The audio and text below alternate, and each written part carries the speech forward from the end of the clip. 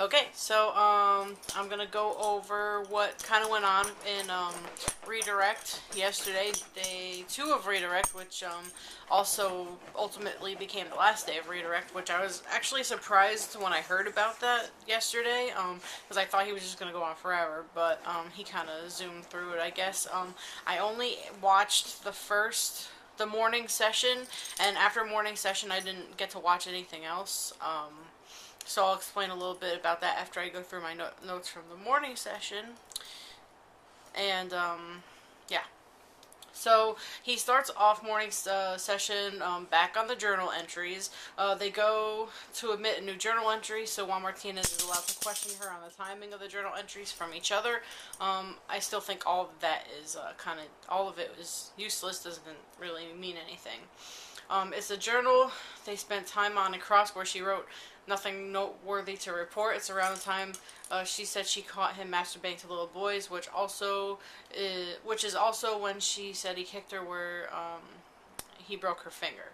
She said it wouldn't be something that she would want to remember, so it's not important for record keeping. She wrote this about his unconditional love and how she is haunted by it. She says in the journal that she cannot marry him, she cannot put her finger on it, but there's something off with that boy, but there are certain things that will never sit right with her. He said if he were to marry her, he would be hitting the wife lottery. Doesn't really sound like an abusive man to me. She talks about him cheating on her, so he probably did cheat on her with another woman, and she had to make up these lies about him to justify her actions. Wild About Trial says the third juror from the right in the front row is always taking notes. The rest seem to be just chilling. In March '08, she wrote she wishes she could turn back the clock and make different decisions.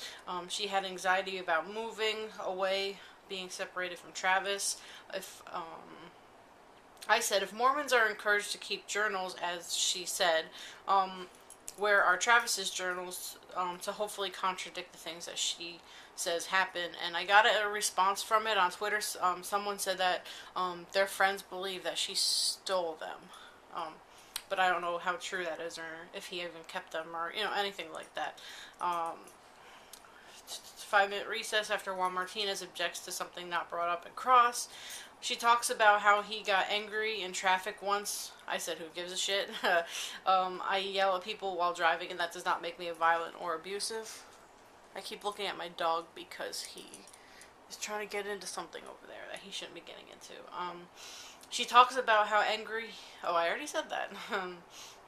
He asks if when he took her and had anal sex with her, did she consider that a mistake? She said no, that is a way to get his anger out, or stress, or frustration, something like that. I don't even believe it happened. We only have the words of a known habitual liar. There is no proof of him doing this, and he is not here to defend himself because she killed him. He talks about when she had been around guns and who in her life had guns. He brings up how she could have borrowed cars from any of her family. This doesn't clear her. If her family's car was seen, she would have been implicated. And she was trying to stay under the radar. So I don't really think that line of questioning helped her at all. He talks about the receipts and gas cans and all that crap we've already gone over. Lots of boring gas can talk. I actually got distracted and stopped paying attention and zoned out. Summarized... Nurmi trying to poke holes at how Juan Martinez established premeditation last week with gun, gas cans, rental car. I noted on Twitter that Nurmi was talking so slow I think we actually went back in time. So that's all my notes from what I actually watched. A lot of it was just repeat testimony. It was almost like he was trying to have like a separate trial. Like, oh, let's get it. We have a do-over. Let's go over everything all over again. Which is like, it wasn't like much different from what we already heard. We saw the 2 new journal entries that kind of had more negative implications than what we have seen previously, but it still doesn't still doesn't prove that he was this abuser and this sexual deviant that she made him out to be. A lot of people have problems in their relationships. That doesn't mean that they're abusive, you know? So, you know, I still think it has to do that he cheated on her and she did not like that at all. And that's kind of what started all this. Um, so, I did DVR what happened after I left yesterday so I could watch it all and take proper notes like I usually do. But I honestly did not feel like doing that. So what I did was Wild About Trial, who I talk about a lot because their tweets are really insightful. He or she, I don't know if it's a guy or a girl that's tweeting for them, but they tweeted a lot of what was said yesterday. So I kind of went through their tweets and kind of put kind of what they say, kind of what I feel. Most of what they said happened, and then I can kind of put my own like thoughts about it. And if I've missed anything from reading their notes, let me know in the comments because I really don't feel like going through all of rest of yesterday's trial. But if I missed anything, I would like to know what it is. So. I said he started off with receipts again. The receipts that had already made me tune out. They move on to talk about the skaters at the Starbucks and license plate standing up on the cinder block. He moves on to questioning about how she gets scared when yelled at by men, and times Travis flipped out on her. About the jury, I'm fairly certain I saw one of the male jurors nod off and catch himself when his head hit the pen in his hand, no lie. Explains the term. She tried to explain the terms fog and scrambled a bit. She didn't get scared over the phone. Distance didn't matter. He goes into the day of the murder, pictures taken of her, and talked about the rope that was used. She said she doesn't remember what she did with the rope uncrossed, so does that even matter? Then he starts off by asking, I guess then they go to recess. He starts off by asking if she remembers stabbing him, or if, because anyone else was there, she does not remember. What? Oh, so basically he starts off by asking, are you saying you did this because you remember, or because no one else was there? And basically, she's saying she did this because no one else was in the house, so she can only assume that it was her. She tried to piece things back together about the murder, but there's still big blanks in her memory. There's a part of her that wants to remember the murder and part that doesn't. And then he says they're in the waterworks, but I said fake's crying for sympathy. They talk about him shaving or not shaving that day, and she doesn't remember if he did. Then he corrects her and says Juan was right when saying he had shaved that day, but he shows the picture of Travis shaving. That was his MySpace profile picture.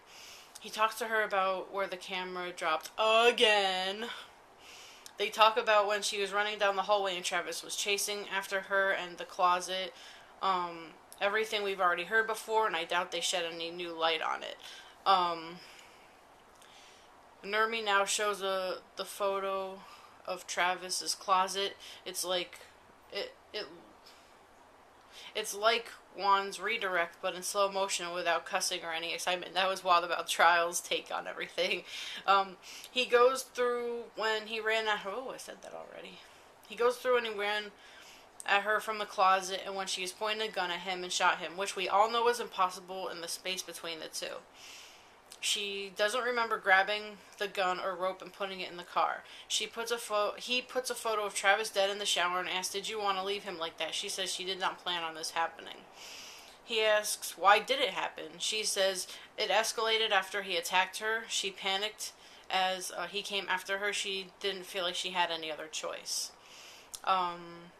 Many of the jurors are looking blankly towards the ground, some playing with hands, some with head in hand, which means they're sick of this because they've heard all this stuff before and they don't believe her. Oh boy, I lost my place. Oh, she is asked what is the benefit to lie to all these people, and she says she didn't want people to know she could have done something like that, which just shows she is really selfish.